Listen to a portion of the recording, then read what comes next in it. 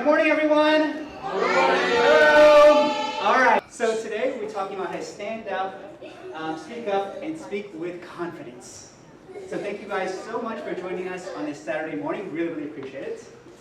A little bit about me. My name is Joe, and growing up, I was very, very shy. So in school, when you asked me to speak, I would always look down at the ground. I would never look at the teachers. I would be shaking like this. I was so nervous and scared. So eventually, I taught myself to do public speaking. Now I'm fortunate to train CEOs. I teach at some of the top schools. So confidence in public speaking is really important. It's changed my life. But I came here because we have so many people joining us a little bit. Today's agenda, we'll be talking about why is public speaking important.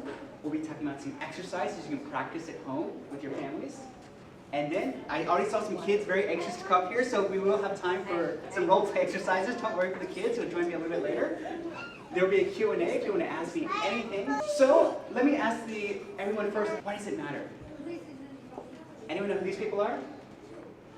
Okay.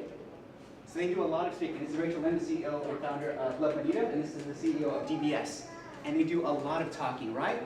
In your leadership position, you do a lot of talking. But why is it important? Why is everyone here? This will be an interactive session, by the way. We won't just be talking, otherwise it defeats the purpose of us standing up and speaking out. So I'm curious, the parents or even the children, why is it important to be a confident communicator? And speaking of being scared, I want to introduce my friend. Did anyone know Charlie Brown? Okay, no worries. Let's see how Charlie Brown is feeling. So Charlie Brown had to give a talk in front of his class, okay? And we'll see how Charlie Brown feels. I'm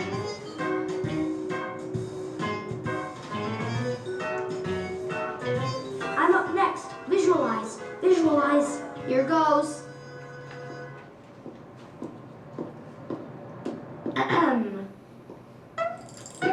Sally pickled Peter at the seashore. Oh no. What happened to Charlie Brown? How do you think he was feeling? Yes, he was very scared and nervous. How many of you feel, the parents as well too, how many of you feel scared or nervous when you're speaking in public?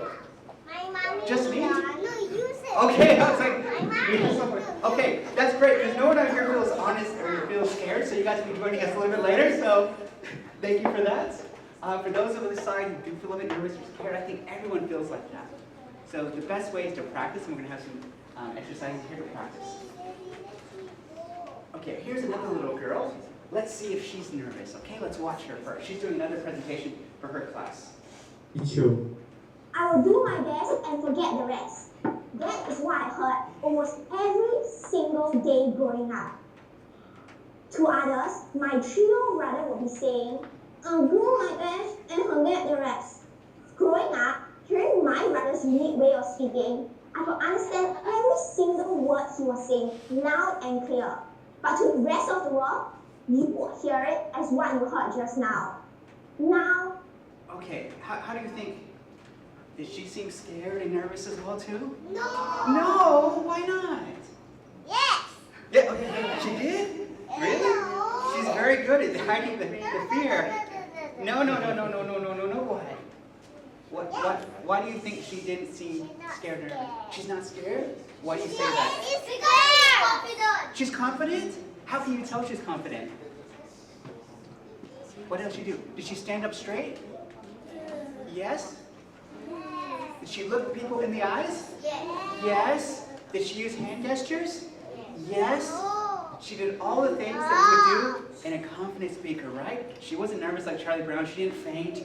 She stood up straight, strong, looked everyone in the eyes, used good body language. So that shows us she was very confident, right? Yes? Okay, very good. So two very different styles. Charlie Brown, very nervous, very scared, fainted. This young lady, very confident, very young, but a very clear, confident articulator. So the question is, how can we practice some of these skills at home? And I do this with my kids. How many of you guys have what we call daily sharing time or daily story time? So what it is every night at the dinner table, I will ask both my kids, I said, what did you learn today? And they'll tell us, oh, I learned about the sun, or I learned about, racial harmony, or whatever it is I'm learning about. what did I learn today? We might ask them, what did you eat today? Did you have rice? Did you have noodles? Did you have bread? What did you eat today? So the reason we do that on a regular basis is we get them to start thinking about what they learned and get them to start practicing. So once again, the younger the child, the easier the prompt you want to make it. The older it is, you can make it more complex. So for some of my older daughter, we'll read a story in the news and we'll talk about it. So we do it on a regular basis to get them, once again, building up their confidence and communication skills. So I'm curious, how many of you guys do that currently? I was going to say, I saw you too. Sorry, a quick show of hands. Okay, awesome. This is a great way, once again, everything happens on a regular basis. If I can comment on one thing that I saw just a minute, okay. Another thing which I noticed earlier is how many of you read books to your children? I mean, you all took free books? Okay. Another thing you could do is because at this age, they may not be able to read, correct? Some of them, yes, some of them, no, and that's okay. But even if they can't read, I will ask them, okay, what do you think is going on here? And look at the picture and tell Daddy what's going on. And they say, oh, they're flying a kite. So basically what you're doing earlier, why do you think they're flying a kite? Do you think the wind is strong? Do you think they're happy? What do you think that? So I ask them a lot of follow-up questions to get them to talking. So once again, even if they can't start reading, I will ask these questions. They can start thinking about things, they can observe, and they can start practicing their speaking, even if it's one-on-one with myself or the family members. So that's something we do every single day. Another thing we do is to boost their vocabulary, right? We know every day they have TCA, they have vocab, but we try to make it fun as well too. So today's word could be fun. And I'll ask them, okay, how do you use the word fun? And they say, oh, I had fun with my friends at the park. I said, great. What else would you use? How else would you use the word fun? They said, Daddy looks like he's having fun working. I said, no, that's not a good example. But I will get them to use the word in an example, and that helps build their vocabulary. And then what we try to do is the second one is a simple rhyme game. So if I say the word today is fun, and I say, what rhymes with fun? And I'll say sun. So I'm going to ask you guys, what rhymes with fun? Yes. Sun, okay, sun. So these are ways, once again, to start getting them to think about different words. Because before I started doing this, they would be very kind of limited in their vocabulary. It was very difficult for them to communicate. So having these simple games got them to open up. So we had these. Has anyone seen these emotion cards? Happy. Happy. Sad. Sad. What's this one? Angry. Angry. Happy. So- Excited. Excited. Silly. That's excited. So we had this card for my son when he was younger because he had a speech delay. This is probably for the young kids. And I asked them to point to it, and I said, how are you feeling today? And they might say, I'm happy because we went to the park. Or I'm sad because I didn't get full marks or whatever it is. So that was our way of getting him to open up and talk about the emotions. Because the emotions are a big part of public speaking, right? We need to overcome our fear, and we need to showcase our emotions up on stage. So this is more for the younger children. We did this with my son. So get them to explain how they're feeling. Okay, so how do you improve their listening skills?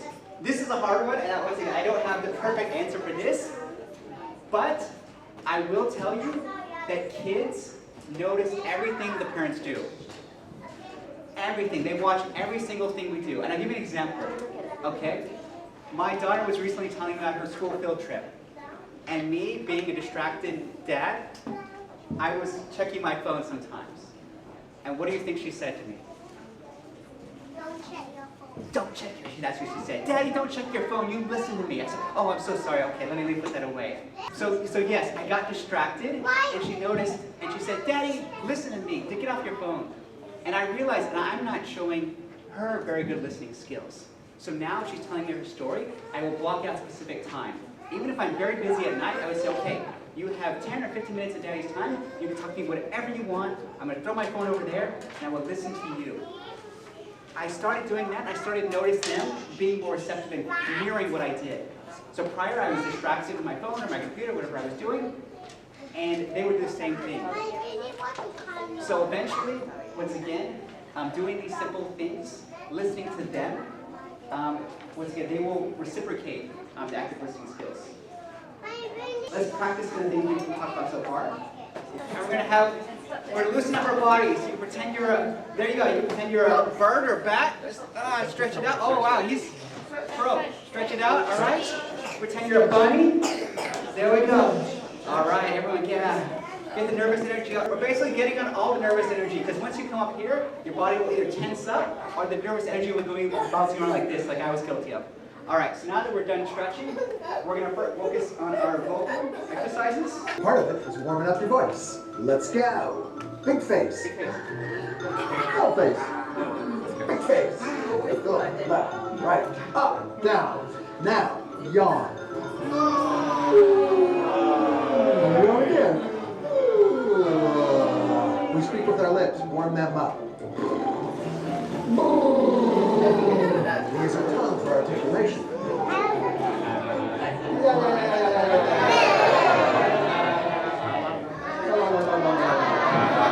Tension in your neck. Yeah. Don't forget your articulators.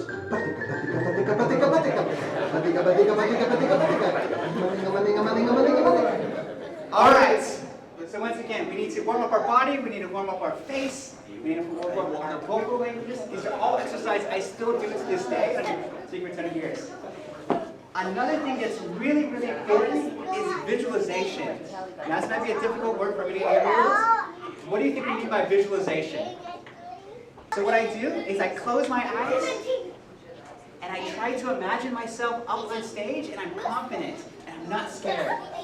That visualization really comes into play when you're doing up here. So even if you're, think before you speak. Yes, absolutely. Think, if you see it in your mind, you can see it up here. So once again, I encourage you guys to practice it. So what I wanted to do is I want to have some time for us to do an impromptu speech on one topic, okay? So we'll have one family, one topic. You can pick whichever you want. It can be your favorite family vacation. You can talk about your fun weekend you do with your family. Or you can talk about a favorite holiday celebration.